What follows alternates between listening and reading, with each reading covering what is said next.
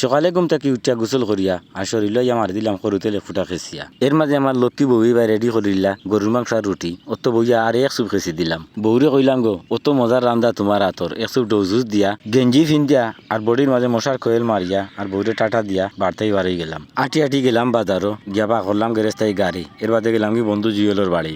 তারা রাস্তার মাঝে গাড়ি থইয়া ফুকরি বাদি মারলাম ক্যামেরা। ওখান দেখি হে গিয়া এখন বউল তোর গরুরে গুলা খাবাইতো করি হওয়া চৌকা গাঁটর মাঝে হে জিকাইলাম তুই আমার অত আগে আনাইলে এখন নদী রেডি নাই কিতা বিষয় কই বন্ধু এক অসুবিধা হয়ে গেছে আজকে যাইতাম নাই। ও দৌকা বিচারে বউলের মাঝে ঘুরা লইয়া আর গরুরে নিয়ে খাবাইরা। ও যে মাঝে একজন দেখলানি এই নিলা 3 সন্তানের মা হওয়া চৌকা বিচারে তো আমার উবা করাইছে ঠিক আর ঠান্ডা গরুরে ঘুরা খাবারও জিকাইলাম কিতাবে যাইছে না নি অনকর বন্ধু আজ বাড়িত খেউ নাই রে বা গরুর তাকে ফোর দিব গুড়া গাছি তাকে খাওয়াইব।